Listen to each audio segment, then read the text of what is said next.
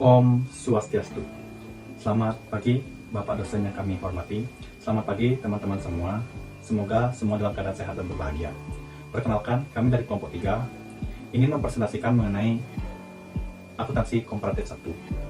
Adapun anggota dari kelompok 3 yaitu pertama, Kadek Chandra Krisna Dewi, NIM 17156444040. Yang kedua, Iketut Adi Wiguna, NIM 17156444070. Baik, langsung saja. Pada kesempatan pagi ini, kami dari kelompok 3 akan mempresentasikan mengenai pengertian akuntansi komparatif. Yang kedua, bagaimana perkembangan akuntansi di Prancis, Jerman, dan Jepang. Yang ketiga, bagaimana perkembangan akuntansi di Belanda, Inggris, dan Amerika Serikat. Dan yang terakhir adalah simpulan. Baik, untuk materi yang pertama akan dibawakan oleh saya sendiri. Langsung saja, apa itu akuntansi komparatif? Mungkin teman-teman sebelumnya pernah mendengar kata komparatif. Jadi komparatif itu memiliki arti perbandingan, sehingga akuntansi komparatif adalah akuntansi untuk transaksi internasional, di mana melakukan perbandingan prinsip akuntansi antar negara yang berbeda, dan harmonisasi standar akuntansi dalam bidang kewenangan perpajakan, auditing, dan bidang akuntansi lainnya. Selanjutnya yang kedua, bagaimana perkembangan akuntansi di negara Prancis, Jerman, dan Jepang. Mari kita bahas bersama-sama. Yang pertama adalah negara Prancis. Pada materi kali ini, kami kelompok 3 akan berfokus pada perkembangan akuntansi di Prancis, regulasi dan pelaksanaan akuntansi, laporan keuangan, dan pengukuran akuntansi. Langsung saja yang pertama adalah perkembangan akuntansi di Prancis. Prancis merupakan pendukung utama dalam penyeragaman akuntansi nasional di dunia.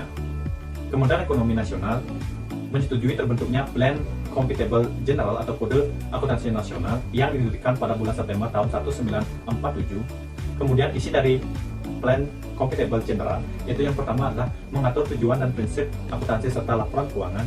Yang kedua, mengatur definisi aktiva, kewajiban, ekuitas pemegang saham, pendapatan, dan modal. Yang ketiga adalah mengatur aturan pengakuan dan penilaian. Yang keempat, mengatur daftar akun standar, ketentuan mengenai penggunaannya, dan ketentuan tata buku lainnya. Yang terakhir, mengatur tentang contoh laporan keuangan dan aturan penyajiannya. Yang perlu kita ketahui bahwa di negara Prancis memiliki ciri khusus dalam akuntansinya, yaitu terdapat dikotomi atau pemisahan antara laporan keuangan perusahaan secara tersendiri dengan laporan keuangan usaha kelompok yang dikonsolidasi. Selanjutnya yang kedua adalah regulasi dan pelaksanaan akuntansi. Ada 5 organisasi utama yang terlibat dalam proses penetapan standar akuntansi di Prancis. Yang pertama adalah CNC atau Badan Akuntansi Nasional. Yang kedua ada CRC atau Komite Regulasi Akuntansi. Yang ketiga ada AMF atau Otoritas Pasar Keuangan. Yang keempat ada OAC atau Ikatan Akuntansi Publik. Dan yang terakhir ada CNCC atau Ikatan Auditor Kepatuhan Nasional. Selanjutnya bisa dilihat di slide. Mengenai laporan keuangan, di negara Prancis, perusahaan harus melaporkan yang pertama ada neraca, yang kedua ada laporan laba rugi, yang ketiga ada catatan atas laporan keuangan, yang keempat ada laporan direktur, dan yang terakhir adalah laporan manajemen. Selanjutnya kita lanjut ke pengukuran akuntansi. Di negara Prancis, dalam pengukuran akuntansi, yang pertama adalah aktiva berwujud biasanya dinilai berdasarkan biaya historis. Yang kedua, aktiva tetap didepresiasi menurut proporsi pajak, umumnya berdasarkan metode garis lurus atau saldo berganda. Yang ketiga, persediaan dinilai berdasarkan nilai yang lebih rendah antara biaya atau nilai realisasi dengan menggunakan metode FIFO atau rata-rata tertimbang. Yang ketiga adalah biaya pengembangan dan penelitian dan pengembangan dibebankan pada saat terjadinya. Dan yang terakhir adalah aktiva yang disewa guna usahakan tidak dikapitalisasi dengan biaya sewa yang dibayarkan secara langsung dibebankan. Selanjutnya dari negara Prancis kita beranjak ke negara Jerman. Yang pertama yaitu berkaitan dengan perkembangan akuntansi di Jerman. Perkembangan akuntansi di Jerman mengalami perubahan yang luar biasa setelah Perang Dunia Kedua. Pada tahun 1970-an, Uni Eropa mulai mengeluarkan direktif harmonisasi yang harus diadopsi oleh seluruh anggotanya. Direktif Uni Eropa ke-4, ke-7, dan ke-8 seluruhnya masuk dalam hukum Jerman melalui Undang-Undang Akuntansi Komparatif yang berlaku mulai tanggal 19 Desember tahun 1985. Perlindungan kreditor merupakan perhatian yang fundamental bagi akuntansi di Jerman yang dimasukkan ke dalam hukum komersial. Penilaian neraca yang konservatif merupakan hal yang utama bagi perlindungan kreditor. Hal ini menimbulkan kecenderungan untuk menilai lebih rendah aktiva daripada dan lebih tinggi pada kewajiban.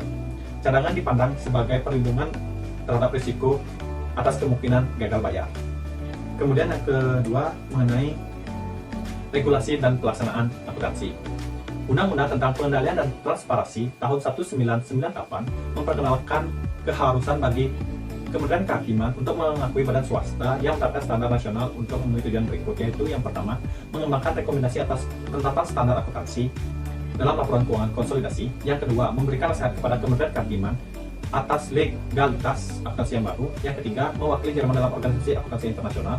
Dan yang terakhir adalah Komite Standar Akuntansi Jerman atau German Accounting Standard Committee, atau dalam bahasa Jerman BRSC, didirikan dan langsung diakui oleh Kementerian Kehakiman sebagai pihak berwenang dalam penetapan standar akuntansi di Jerman. Selanjutnya yang kedua mengenai laporan keuangan. Undang-Undang Akuntansi tahun 1985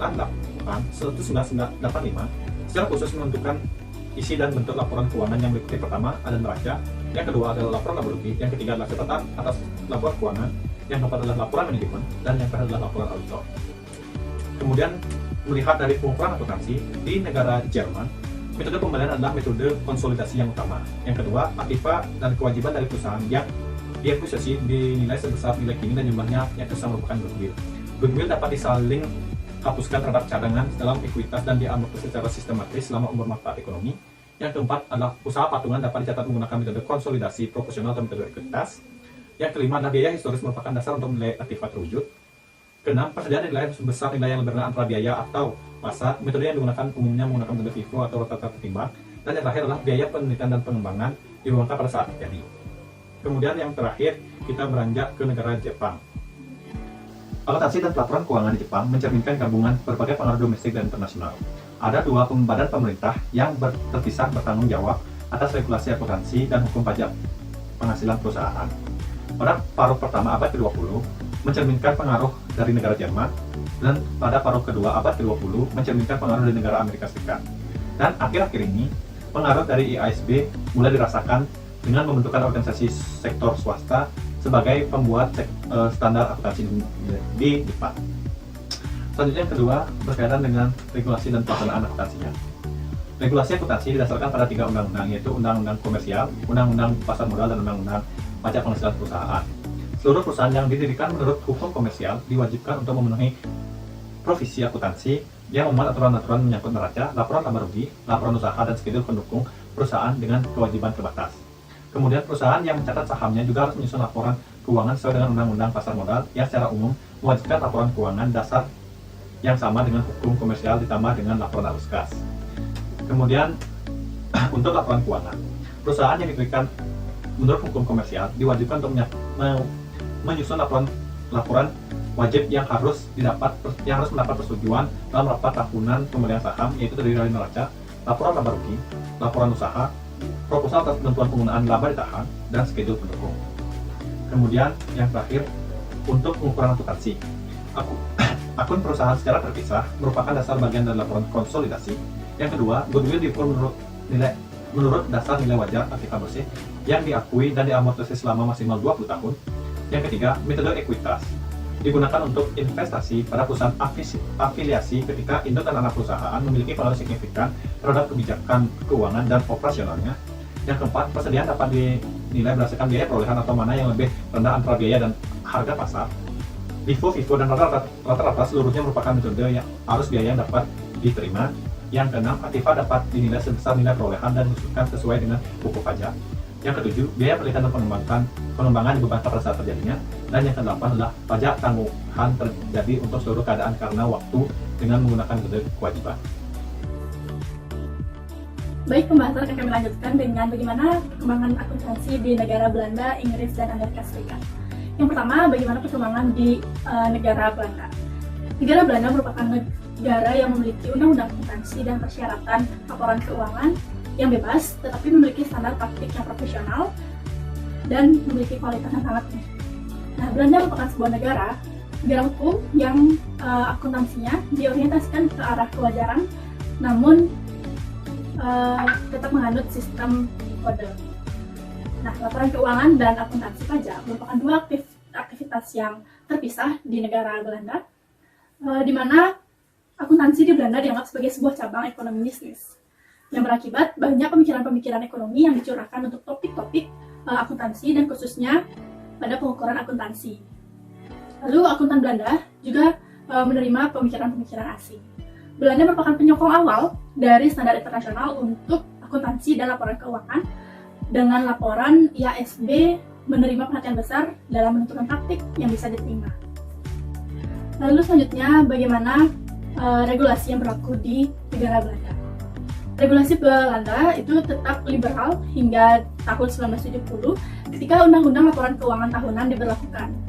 Untuk undang-undang tersebut merupakan bagian dari program besar perubahan dalam bidang hukum perusahaan yang diperkenalkan sebagian untuk mencerminkan harmonisasi hukum perusahaan di dalam Uni Eropa yang akan terjadi. Setelah mengalami perubahan hingga amandemen ke-7 di tahun 1988, Dewan Pelaporan Tahunan mengeluarkan tuntutan terhadap prinsip-prinsip akuntansi yang dapat diterima secara umum. Nah, Dewan ini memiliki anggota yang berasal dari 3 kelompok yang berbeda, yaitu yang pertama adalah dari penyusunan laporan keuangan untuk perusahaan, lalu yang kedua pengguna laporan keuangan, itu seperti perwakilan serikat buruh dan analis keuangan, lalu yang ketiga adalah auditor laporan keuangan. Nah, di negara Belanda sendiri memiliki regulator yang bertugas untuk mengawasi jalannya regulasi akuntansi di negara Belanda, yaitu yang pertama ada Dutch Accounting Standard Board atau yang disingkat dengan DASB. Lalu yang kedua adalah Authority for the Financial Markets atau yang disingkat dengan AMF. Lalu selanjutnya adalah Enterprise Chamber. Lalu Netherlands Institute of Register Accountants atau yang disingkat dengan NIFRA. Selanjutnya adalah bagaimana atau apa saja laporan keuangan yang diwajibkan di negara Belanda untuk dibuat oleh entitas-entitas perusahaan. Itu yang pertama ada neraca, ada laporan laba rugi, ada catatan-catatan, lalu laporan direksi, lalu informasi lain yang direkomendasikan. Nah, di negara Belanda, laporan arus kas itu tidak diwajibkan, tetapi direkomendasikan oleh sebuah tuntutan dewan dan kebanyakan perusahaan Belanda membuatnya. Catatan laporan keuangan harus menjelaskan prinsip akuntansi yang digunakan dalam penilaian dan penetapan hasil-hasil dan alasan-alasan dibalik setiap perubahan yang ada dan dilakukan. Nah, laporan keuangan wajib disusun dalam bahasa Belanda. Namun, di negara Belanda, laporan keuangan yang berbahasa Jerman, Inggris, dan Prancis itu masih dapat diterima. Selanjutnya adalah bagaimana pengukuran akuntansi di negara Belanda. Nah, Belanda merupakan negara yang cukup fleksibel dalam pengukuran akuntansi. Hal ini dapat kita buktikan dengan diperbolehkannya penggunaan nilai kini untuk aktiva berwujud, seperti persediaan dan aktiva yang disusutkan, selain menggunakan biaya historis. Apabila biaya historis digunakan untuk persediaan, maka umumnya persediaan dinilai berdasarkan mana yang lebih rendah antara biaya atau pasar, di mana biaya tersebut ditentukan berdasarkan FIFO, LIFO, atau metode rata-rata. Berbeda dengan di negara Inggris, jadi kita akan membahas negara Inggris. Perkembangan akuntansi di negara Inggris sebagai ilmu tunggal itu secara pragmatis merespon terhadap kebutuhan dan praktik bisnis. Seiring waktu, secara berturut-turut, undang-undang perusahaan menambah susunan dan persyaratan lainnya. Nah, warisan akuntansi di Inggris pada dunia itu sangatlah mendasar. Inggris merupakan negara pertama di dunia yang mengembangkan sebuah profesi akuntansi seperti yang kita kenal hingga saat ini. Inggris memiliki beberapa lembaga yang juga berperan sebagai regulator dalam menjalankan regulasi-regulasi yang diterapkan di Inggris. Lembaga itu seperti Consultative Committee of Accountancy atau CCAB, lalu ada Financial Reporting Council atau VRC, lalu ada Accountancy Investigation and Discipline Board, dan Professional Oversight Board. Itu merupakan lembaga-lembaga yang menjadi regulator di negara Inggris. Selanjutnya, bagaimanakah regulasi dan penekanan aturan akuntansi di negara Inggris? Negara Inggris itu memiliki dua sumber utama standar akuntansi, yakni yang pertama adalah hukum perusahaan dan yang kedua adalah profesi akuntansi. Nah, kegiatan perusahaan yang didirikan di Inggris secara luas diatur oleh aktiva yang disebut dengan Undang-Undang Perusahaan. Undang-Undang Perusahaan disesuaikan, diperluas, dan dikonsolidasikan sepanjang tahun. Accounting Standard Committee atau ASC merupakan lembaga yang memiliki wewenang untuk menetapkan standar-standar akuntansi keuangan di Inggris dengan mengeluarkan Statement of Standard Accounting Practices atau disingkat dengan SSAP. Nah, SSAP dapat berlaku apabila telah disetujui oleh keenam lembaga yang terdapat di negara Inggris, yang salah satunya memiliki hak veto terhadap standar yang ada. Demi mengintegrasikan Direktif ke-7, maka dibentuklah suatu Dewan Pelaporan Keuangan yang bertugas mengawasi 3 bagiannya, yaitu yang pertama adalah ASB. Nah, ASB itu menggantikan AST, lalu ada HUITF, dan Panel Pengawas Pelaporan Keuangan. Sedikit berbeda dari regulasi yang ada di negara Belanda. Lalu selanjutnya, laporan keuangan yang diwajibkan di negara Inggris. Yang pertama adalah laporan laba rugi. Itu adalah neraca, laporan direksi, laporan keuntungan dan kerugian yang diakui, catatan referensi dalam laporan keuangan, laporan kebijakan akuntansi, dan laporan editor. Ketujuh, laporan keuangan ini merupakan laporan yang diwajibkan oleh pemerintah untuk dibuat oleh entitas perusahaan. Selanjutnya, pengukuran akuntansi. Nah, di pengukuran akuntansi di negara Inggris ini cukup berbeda dari negara Belanda. Inggris memperbolehkan adanya metode akuisisi dan penggabungan akuntansi untuk kombinasi bisnis. Aset-aset bisa dihitung pada harga perolehan, biaya sekarang, atau menggabungkan keduanya. Pinjaman yang menggantikan risiko dan penghargaan kepemilikan kepada penyewa dikapitalisasikan dan kewajiban sewa ditunjukkan sebagai utang. Semua perusahaan di Inggris diizinkan untuk menggunakan IFRS atau GAAP Inggris.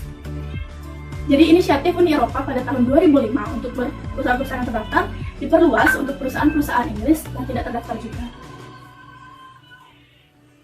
Berangkat ke pembahasan bagaimana akuntansi di Amerika Serikat. Diatur akuntansi di Amerika Serikat itu diatur oleh badan sektor swasta atau disebut dengan FASB. Tetapi sebuah lembaga pemerintah juga memiliki kekuasaan untuk menetapkan standarnya sendiri. Nah, kunci utama yang menetapkan atau menghubungkan dua sistem kekuasaan yang terbagi ini sehingga dapat bekerja secara efektif adalah lembaga SEC, Accounting Service Release atau ASR.